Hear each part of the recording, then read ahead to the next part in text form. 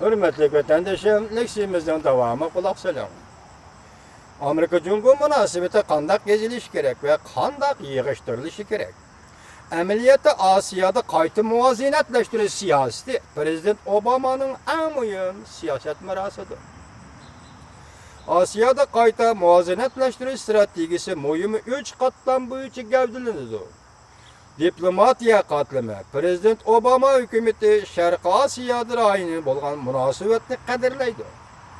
Şuna alakadar devletler ve raylardaki devletler bilen barda keldiği hemkarlık münasebetini tehemi küçeytti. İkinci katlam iktisat katlamı Prezident Obama hükümeti TPP Asya Tinç Okyan'dan alkan sodişiriklik münasebetini bar gücü bilen ilgirdetip Asya Tinç Okyan rayında iktisadi hemkarlık boyunca fikir kılış hukukunu yukarı götürdü.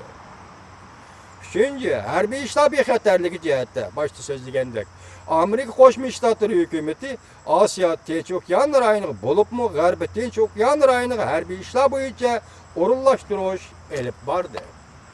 Rayon doirasida do'stlar bilan ittifoqdoshlik munosabatini kuchaytirdi. Prezident Obama birinchi qatimliq vazifa o'tash mezgilida Asya Tinch Okyan rayini muvozanatlaştirishni tilga olganda Cungo bilen bolgan münasebetini asası cihetten eğizge almadı. Bu katımkı stratejik siyaset Cungo'yu qarab kelivatatdı. Demek Prezident Obama'nın Asya qaratkan stratejik siyaseti Vencin Efendi'nin eğitişe Cungo'yu qarab kelivatatdı. Prezident Obama ikinci katım prezident bulup sayınlıp vazifeye oturgandan keyin Prezident Obama Cungo-Amerika münasebetinin muhimliğini hatta Amerika Cungo'nun halkara orluk münasebetlik işgalligini tonup yetip Asya'da kayta muvazanatlaştırışni tilga alganda Prezident Obama Cungo bilen bolgan münasebetni faol tarakki kıldırışning muhimligini ta'kidlaydigan boldu. Cungo Pella Akademiyasining tadqiqotchisi Vencin Efendi yuqorqidek fikir qilib o'tdi. Aldı ve keyindik pozisyonun özgürüş Prezident Obama'nın Cungo qaratkan pozisiyasida təvirneş bolavatqanlığını tushundirib berdi. Demekçi bir yedi Vencin Efendi Prezident Obama dəstəpki mezgilde 4 yıl vazife ötügendi Cungo qarta başka bir münasebetli bolgan bolsa mesela aktif yoki pasif degandek dairede. İkinci qatim vazife ötesh o'tgan vaqtida Prezident Obama Amerika bilen Cungo münasebetinin muhimligini ta'kidlab uni yuqori o'ringa ko'tardi edi.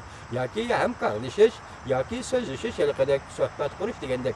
Mushuni deb asoslangan vaqtida munosabatlardan qaraganda deydi Vencin Efendi Prezident Obama qaratgan pozitsiyasida o'zgarish yo'lda deydi. Masalan, birinchi qatimli mezgilda unda pozitsiya tutgan bo'lsa, ikkinchi qatimli mezgilda bunda pozitsiya tutgan bo'lsa, Prezident Obamaning Cungo qaratgan pozitsiyasida təvirneş peyda boldu deydi. Aldı keyingi Prezident Obama'nın Cungo qaratkan pozisiyası təvirneş boluvatqanlığını tushundirib berdi. Reis Xi Jinping o'tirib qo'ygan yangi davlatlar munosabatini tushunish va bu to'g'rida ko'z qarashlari oshkor qarishtirmaydi yoki oshkor e'tirof qilinmaydi. Biz arliq so'zlaganligimizda Amerika Qo'shma Shtatlari hukumati Cungo taraf o'tirib qo'ygan yangi cho'ng davlatlar munosabati deydigan bundaq tashabbusni rad qildi degan edik.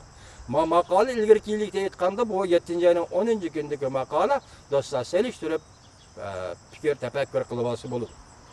Biz seliştirip fikir kılıbası bulduk. Yuqorqilarga asoslanganda Prezident Obama Cungo ile Amerika o'rtasidagi yadroviy ixtiloflarni oxir hal qilmasligi mumkin. Oxir yadroviy ixtiloflarni hal qilmasligi mumkin. Hozir hal qilmasligi mumkin. Bu Vencin Efendining ko'z qarashi ekan. Fakat allaqachon belgilangan prinsip bo'yicha odatlaşgan yurishlashtirish va o'zaro hamkorlikni yo'lga qo'yish mumkin. Cungo bilan bo'lganda o'zaro hamkorlikni yo'lga qo'yish mumkin. Hillary Clinton xonim hokimiyat boshiga kelib qolsa-mu, hamkorlashuvchilarning kuchiga tayinib, Prezident Obamaning siyosiy davomlashtirishi mumkin. Vencin Efendining ko'z qarashlari bor. Arzular. Do've torbeti savol qo'ydi, savol. Elala siz tilga ilib o'tgan Prezident Obama Amerika bilan Jungo o'rtasidagi yadrolik ixtiloflarni hozircha hal qila olmaydi degan so'z bo'yicha aytganda, Amerika bilan Jungo o'rtasidagi eng zo'r yadrolik ixtiloflar qaysilar? Yadrolik ixtiloflar zada qaysilar?